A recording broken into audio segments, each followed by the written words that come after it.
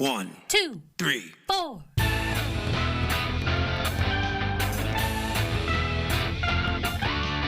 Monster movie. Fun time, go! Monster movie. Fun time, go. Monster. Movie. Fun time. Go! Monster movie. Fun time, go. With Precious D and Honeybee. Fun time, go! Ladies and gentlemen, boys and girls, friends and neighbors, welcome to Monster Movie Fun Time Go. I am one of your hosts, Precious D. And I am the other one of your hosts, Honey B. Honey B and I are two best friends making our way through the history of kaiju movies. We started in 1933 with King Kong, and now we are at the turn of the century with 2000's Godzilla versus Megaguirus. This is the second in the Millennium series. It is from Toho. It's Japanese. It is 105 minutes. Directed by Masaki Tezuka. And I don't have a budget, but the box office was 1.2 billion yen. And Yowza. this movie, like most of the Millennium films, ignores the previous movie, Godzilla 2000, and only acknowledges the original movie. We get a little bit of a kind of flashback to the original film, but it also kind of retcons it. We'll get to that in a second. Let's talk about the cast. We have Misato Tanaka as Kiriko Sugimori, Shosuke Tanahara as Hajime Kudo, Masota Eve as Motohiko Segura, Yuriko Hoshi as Professor Yoshino Yoshizawa, Toshiyuki Nagashima as Takuji Miyagawa, Koichi Yamadera as Kids TV host, Tomo in all capital letters. It says Yuji in parentheses as young man attacked by Megaguirus. I don't know what this means. I'm thinking he's maybe somebody that if we were in Japanese pop culture at the time we would recognize, but there's just a red link to him on Wikipedia, so that means there's not a full article. Motoko Nagino as young woman attacked by Megaguirus. But yeah, I'm thinking he was some kind of cameo that we were supposed to understand. Tsutomu Kitagawa as Godzilla. Katsuo Nakamura as Yamaguchi. I'm thinking of Tamagotchi. Minoru Watanabe as Megaguirus. One of these people. Yeah, Yuriko Hoshi, the professor. She was in Ghidorah. She was in Mothra versus Godzilla and Ghidorah the Three-Headed Monster back in the 60s. So she's some stunt casting, bringing back one of the old people. Yeah, we love to see it. So, Honeybee, what are your initial thoughts on Godzilla versus Megaguirus? My initial thoughts are this movie rocks balls.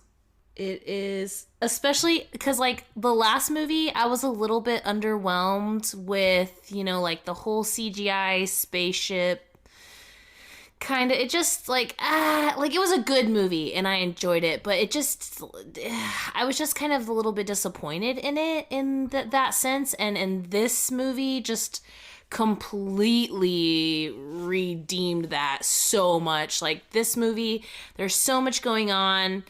The fights are fucking epic. This is definitely like a high top Godzilla movie for me. Definitely one of my favorites. Next to like Destroya or, I think right now Godzilla -1 kind of takes the cake because it's just so damn good. But this movie is just so good. It's really up there for me. The way Godzilla moves in this movie, the toys in this movie, the effects in this movie. Oh, it's so good. We got a Ponchito in this movie. We got a boss-ass leading lady in this movie. Like, okay. It was so good. I loved it. Now, our boss ass leading lady has a very special distinction of being the only person to ever touch Godzilla and live.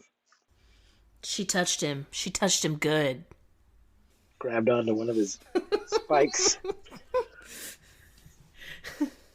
Yes. So yeah, anyone else that's ever touched him did not survive. A lot of people touched the bottom of his foot. Uh, in the one curse in one of splat. the legendary films, Godzilla's, I think Serizawa touches him, but is immediately killed by a atomic bomb. I don't think he's killed by. I don't think he's Oh killed by that. It's when shit. they're setting off a bomb to wake up Godzilla. I think at one point. I think it's in King of the Monsters. So I don't think it's Godzilla himself that kills him, but he does die extremely shortly after touching him in a Damn it, boy. Godzilla-related explosion. Oh man! Now this is the movie. I, Wah I think I mentioned wah. this before, but I couldn't remember which film it was. This is the one that I believe I owned on VCD, which is video CD, because I would have seen Godzilla Oh. 2000 in the theater, would have bought the DVD as soon as it was available, and then found out there was a new one coming out and had no way to see it. And it wasn't released here until, you know, much later on DVD or Blu-ray. Right. But I went on eBay. I don't know how I even thought to look for it. Maybe I was just searching DVD. Anyway, I went on eBay and found a Japanese VCD that had English subtitles and got it on eBay. I had to watch it on my computer. So, video CD was a video format that was, I guess, pre DVD or concurrent with DVD that was never really big here in America, but was fairly popular in Japan for a while. You did get sometimes a audio CD that maybe had one music video on it or had some kind of Mm. multimedia, some text or something or some pictures, some data on it other than just the the music. And of course, CDs were used for all kinds of computer programs and things that maybe had video elements. But as far as just watching a movie on video CD, that was never really popular here. But I don't think it didn't have any kind of region restrictions, so I could get it a Japanese one and watch it here. Yeah. Nice. So What are your initial thoughts? What did you think I about the enjoy it. movie? I um, enjoyed it at the time. I enjoyed it watching it again. It's uh, it's good. I mean, I don't think it really breaks any new ground. It's kind of going back to the kind of thing we've seen before in previous periods, where there's, I think particularly Heisei period, where there's a government agency that's tasked with dealing with Godzilla, and there's some other monster, and yeah, They fuck it up. yeah. So we've seen all this kind of thing before, but it's well done, and I enjoyed it. And we have Yeah, that's agreed. another monster So that well goes through done. various stages before it gets to its boss form. Yes. So there you go. I have a Love. plot here from Wikipedia, but it kind of leaves out a lot, so we'll try to fill in the gaps. It's both long and not thorough at the same time. But thank you anyway, Wikipedia. But thank you anyway, Wikipedia. The prologue of the film acknowledges the events of the first Godzilla film, using the 1954 Godzilla monster rather than a successor Godzilla. I don't know that it. I'm not. I don't think it was actually the same suit or anything. And I don't think it was actual footage. It was not. It definitely Yeah, wasn't. No, while it inventing its wasn't. own timeline, explaining that the oxygen destroyer was never used here and that the capital of Japan was moved from Tokyo to Osaka. Well, I don't think it explains the oxygen destroyer, it just doesn't mention it. In 1966, Godzilla attacks the first Japanese nuclear plant in Tokai, Ibaraki Prefecture. After this, the G Graspers A section of Japan's self-defense forces is dedicated to combating Godzilla. I don't know about this name, G Graspers. That just seems like a name come up by someone who's not a native English speaker. But for some reason, they want some English words in their Japanese movie. It's like they're just trying to get a hold on the concept of Godzilla. If I could just grasp Godzilla, or if I could just catch him by the shoulder, or something, I don't know. But this is kind of jumping ahead a little bit. First, we see Godzilla's wrecking a city, and military forces. They're running around on foot with just bazookas or rocket launchers or what is, shoulder rocket launchers, thinking this is going to take down Godzilla. And of course, it does not. But our sort of main character sees her commander get killed in front of her. And so this leads to her. But I don't think they were G Yeah. graspers yet. I think they were just self defense force people. But then she later is part of the G. Right. Totally. Yeah, and then you remember when we saw the movie with the girl who was like, I can't remember what her name was in this moment, but she was like, "Oh, Godzilla killed my family, and now I hate him," and it was so Yeah. annoying. Oh, I This think was that way. I think that, This was not like that. I This think was that was actually not the like Gamera that. girl. She was mad at Gamera. Oh, it was. You're right. You're right. She was mad at Gamera, and he killed her cat. And she was like, "Fuck you, Gamera. I will destroy you. You are my arch nemesis." This was not like that. It was like similar in like the like storyline, but it wasn't annoying, Yeah. if you know what I mean. In 1996, clean plasma energy Okay. replaces nuclear energy, but this does not deter Godzilla from attacking the original plasma energy reactor. As a result, plasma energy is banned in the country. What are they going to do? Just burn coal? In 2001, an experimental satellite based weapon that fires miniature black holes called a dimension tide opens a wormhole. This seems like Oh such a bad no. idea.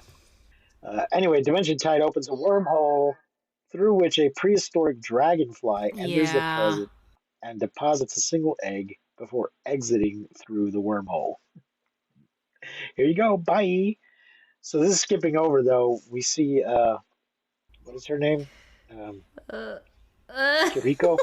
She goes and recruits some slacker dude to join the G Graspers, who's doing some weird mini who is robot magic adorbs. tricks.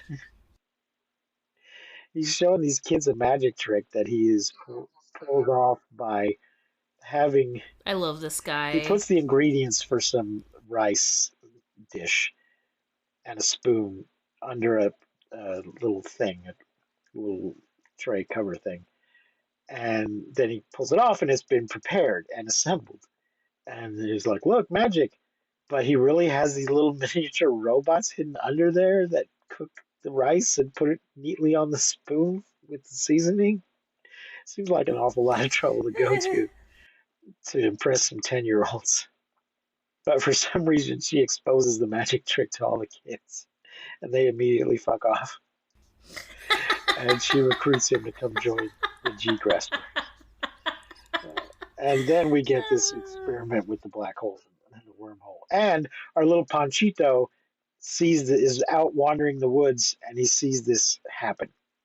Like you do, just being a And little mischievous Paunchy. so, right, yeah. So they immediately shoot him, and Oh the lady just the lady just makes him promise not to tell anybody. A stranger in the woods tells him, "Don't tell your parents or anybody else about what you saw here." And then calls him a little insect, which I thought was Yeah. adorable and Oh no, also kind of rude. because he is carrying he has this shadow box full of insects with him. Yeah. So He's like gonna go show his he friend. dropped it. Yeah, and she gives it back to him and calls him Insect Boy or something like that. She calls him little insect. Insect. The boy, Jun Hayasaka, finds the egg and takes it with him when he moves to Tokyo. The egg starts oozing a strange liquid, so June throws the egg in the sewer. The egg, actually a I mass love of this hundreds part. of eggs, splits up.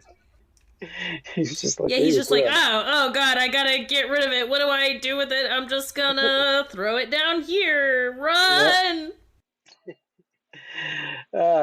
So the egg, which is actually a mass of hundreds of eggs, splits up and starts growing when exposed to water, like a gremlin, I guess.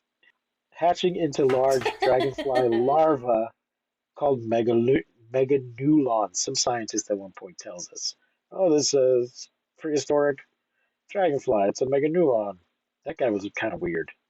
His delivery of everything was just sort of, "It is a prehistoric dragonfly."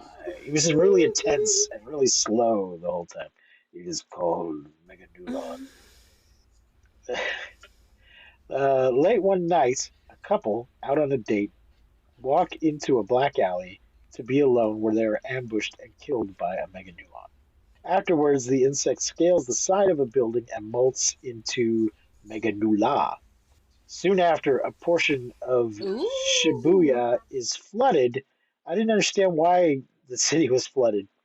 I also didn't understand I how they didn't achieved either, that but I effect. do love the set. Yeah, it looked like they I were. love the set. I love the like set underground.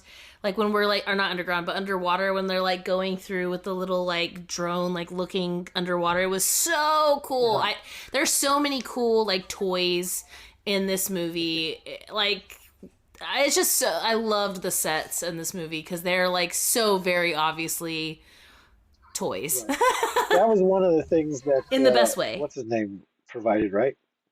Hajime Kudo is the slacker scientist guy. I think that was one of his doohickeys. But yeah, I was like, did they just flood a street on a backlot or something? Because it's really they really flooded a street.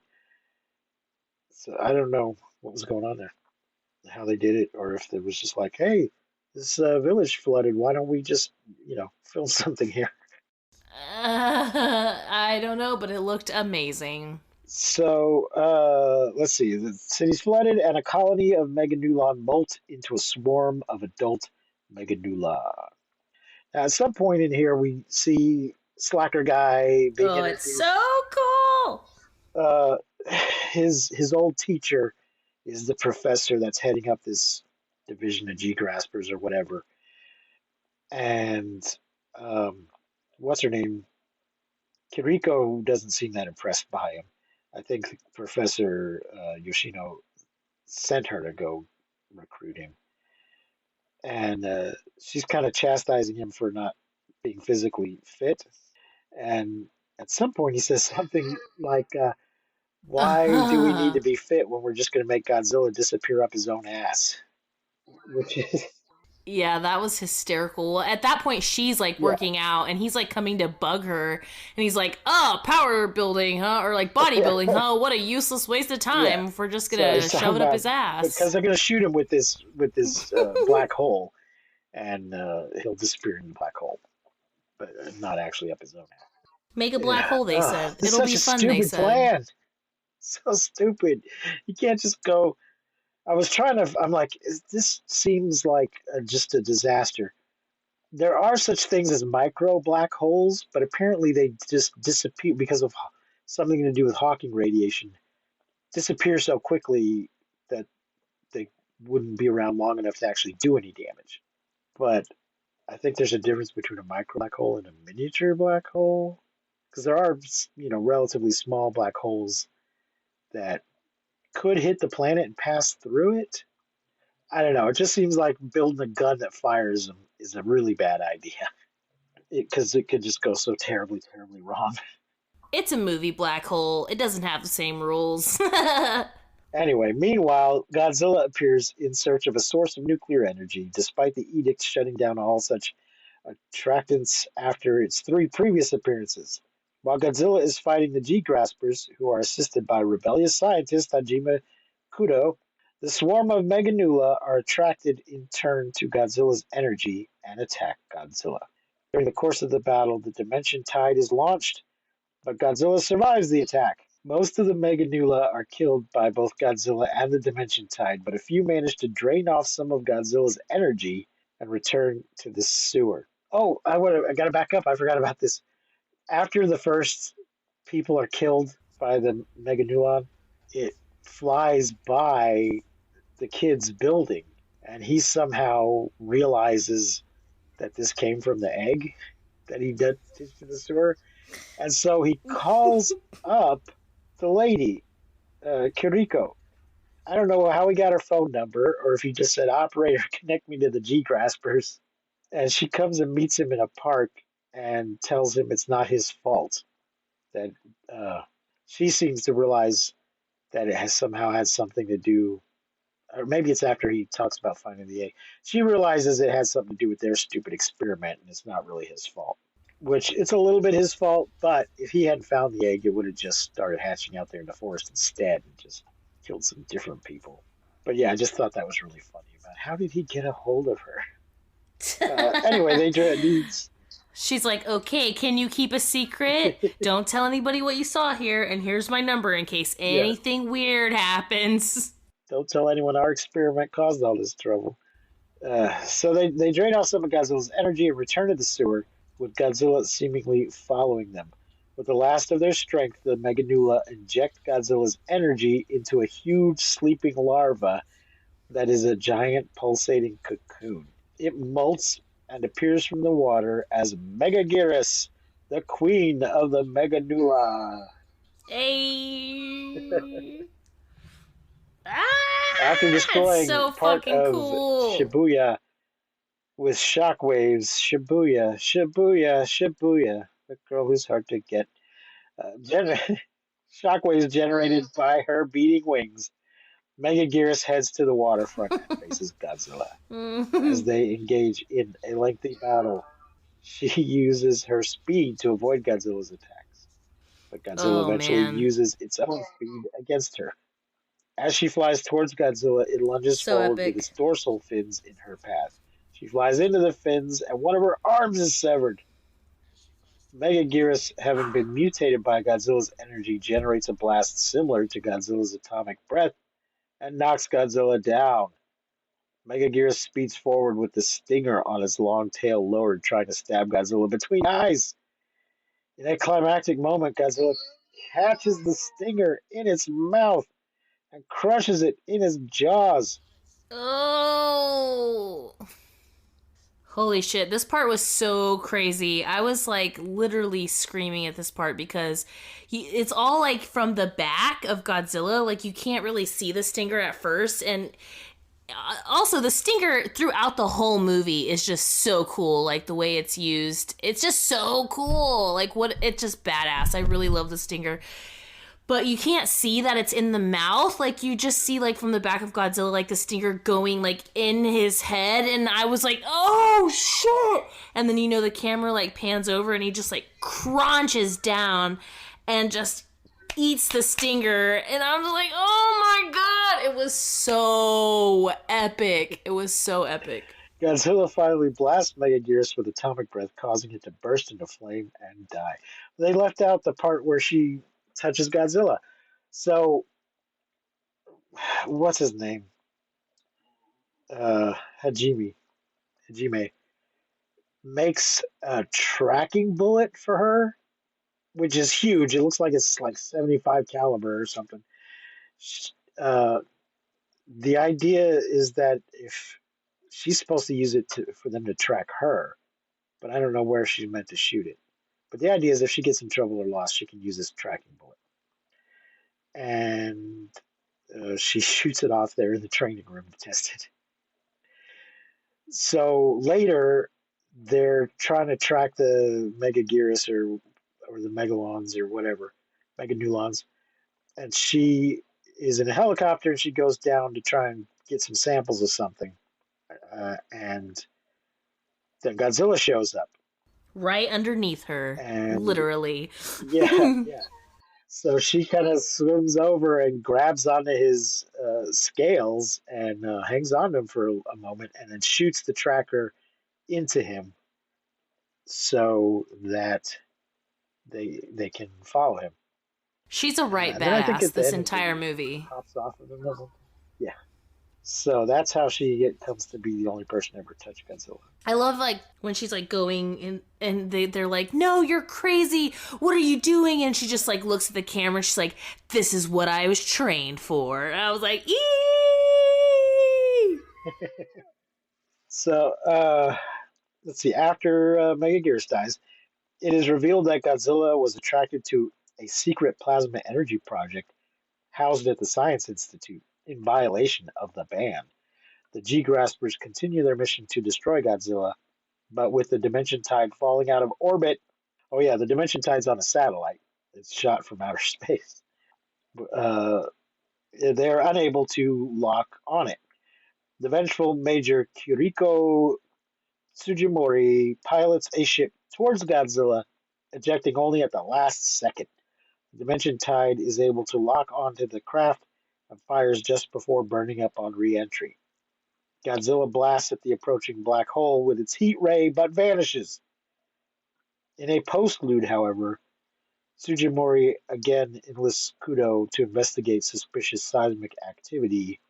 Then, in an after-credits scene, which is not typical in Japanese movies and wasn't widespread in movies in general at the time, like they are now. In an after-credits scene at June's school, an earthquake happens and Godzilla's roar is heard again. Yeah.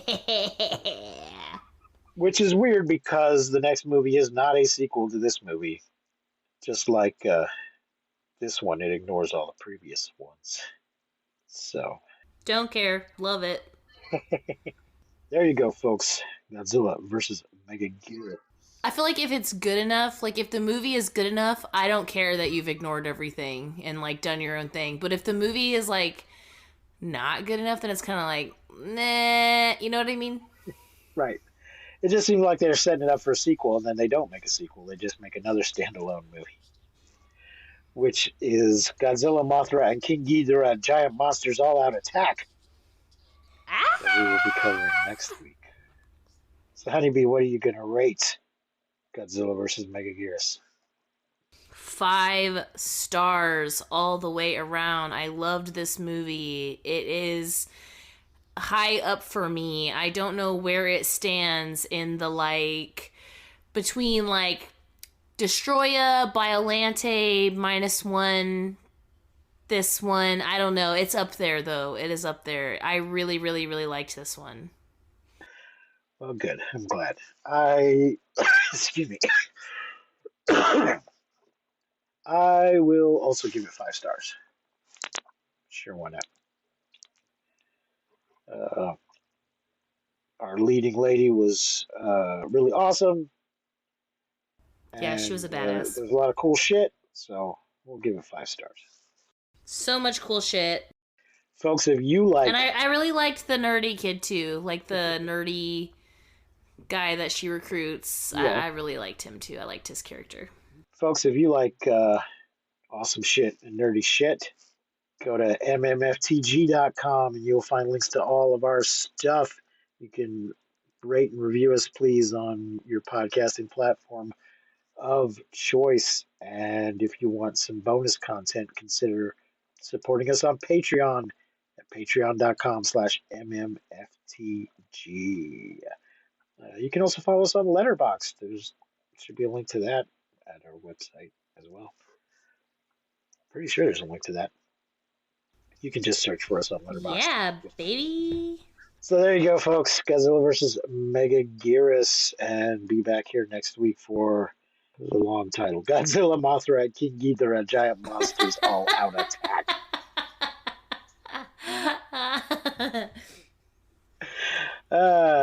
Until then, I have been Precious D. And I have been Honey Bee. Remember to keep calm and take shelter in basements. And please don't misuse science. We won't see you, but you will hear us next time on Monster Movie Fun Time Go. Yeah. You've been listening to Monster Movie Fun Time Go. If you enjoyed the show, please rate and review us on your podcasting platform of choice. Our theme song is by the Texicano Folk Rock Punk featuring Lita Lopez. You can support the show, find links to our social media, and even leave us a voice message at anchor.fm/MMFTG. Fun time go!